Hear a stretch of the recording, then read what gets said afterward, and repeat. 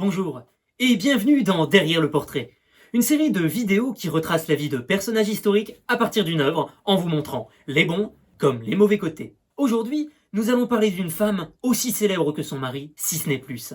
Physicienne, chimiste polonaise naturalisée française en 1895, c'est la première femme à avoir reçu un prix Nobel. Vous l'aurez compris, aujourd'hui, nous allons nous intéresser à Marie Curie. Alors, sans plus attendre, je vous emmène derrière le portrait.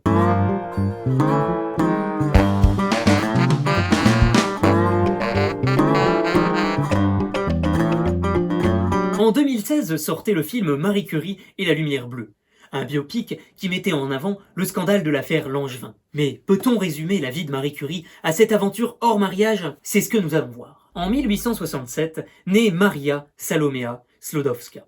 Fille de 2 parents, tous 2 professeurs et issue d'une famille noble. La jeune fille s'illustre par la réussite dans ses études et obtient en 1883 son diplôme de fin d'études secondaires avec la médaille d'or. Afin de financer ses études supérieures en médecine, malgré le fait que celle-ci soit interdite aux femmes, elle est engagée comme gouvernante. 3 ans plus tard, elle entre dans un laboratoire grâce à son cousin. En 1891, elle mène des études de physique à la faculté de sciences de Paris.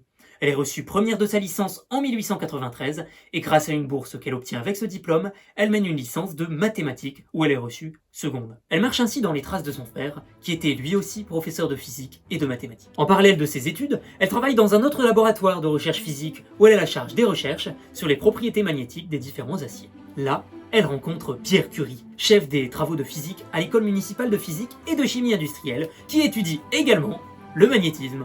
Et ils se marient l'année suivante à Paris en 1895. Ah, on peut dire que ces deux-là, ils ont pas perdu de temps, hein. Je pense qu'ils auraient pu participer à l'émission Mariés au premier regard. Mais bon, comme la télé n'existait pas à cette époque-là, ça aurait été difficile. En 1896, Maria, qui par son mariage vient d'être naturalisée française et adopte donc le nom de Marie Curie, est reçue première à l'agrégation. Ça commence à faire un sacré paquet de diplômes. L'année suivante, en 1897, elle donne naissance à la première de ses 2 filles. Et comme être enceinte, ça demande pas trop d'efforts, elle s'est dit qu'elle pouvait continuer sa thèse de doctorat sur l'étude des rayons Becquerel, et notamment sur l'uranium. Elle a donc une gamine dans le ventre, mais elle continue à étudier de nombreux métaux. Eh ouais, Marie Curie, c'est une warrior. En 1898, elle obtient le prix Junior, puis le reçoit à nouveau en 1900 et en 1902. Au cours de ses recherches, elle découvre le polonium, puis le radium. Alors attention, c'est pas des os là, hein, c'est bien des substances radioactives. Puis en 1903, la course au prix continue, puisqu'elle obtient le prix Nobel de physique sur les radiations avec son mari et Henri Becquerel. Prix Nobel auquel s'ajoute la médaille Davy et la médaille Matteucci. Rien que ça. En 1906, elle devient la première femme professeure à la Sorbonne, puis rebelote, prix Nobel de chimie en 1911. Donc là, Marie Curie, elle a obtenu plus de médailles que certains sportifs. Ça fait réfléchir.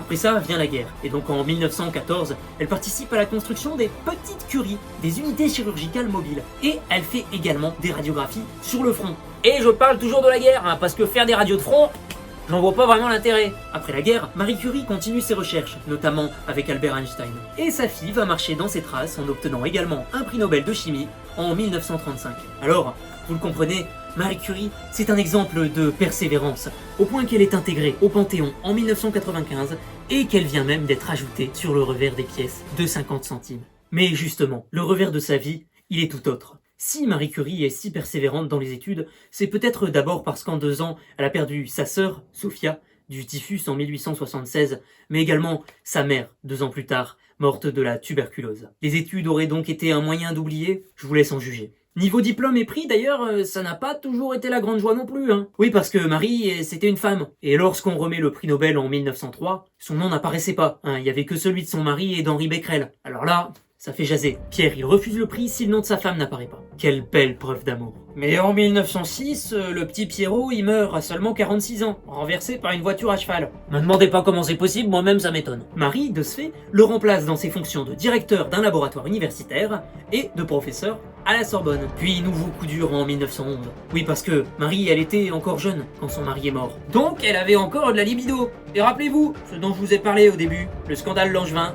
Eh ben c'est maintenant. Parce qu'en 1911, sa liaison avec Paul Langevin est révélée. Et ça fait la une des journaux, hein. C'est un véritable scandale.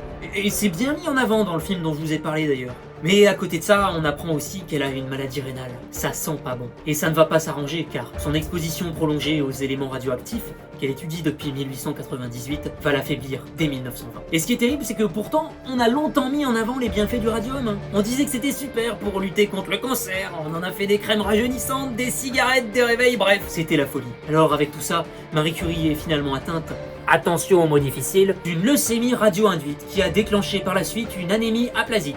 En gros, sa moelle osseuse, elle fonctionne plus, et ça va lui être fatal, parce qu'elle est hospitalisée le 29 juin 1934 et meurt quelques jours plus tard, le 4 juillet, à 66 ans. Et ce qui est terrible dans tout ça, c'est que quand on a compris d'où venait le problème, on lui a fait un cercueil en plomb. Une triste fin. Alors, Marie Curie, scientifique exceptionnelle ou responsable d'un génocide au radium, c'est à vous de décider le portrait que vous préférez. Si cette vidéo vous a plu, n'hésitez pas à laisser un petit commentaire, un like et surtout à la partager. Vous pouvez également retrouver la vie de d'autres personnages en avant-première dans le podcast Le Café de Babtou, disponible sur toutes les plateformes de streaming, le lien est dans la description.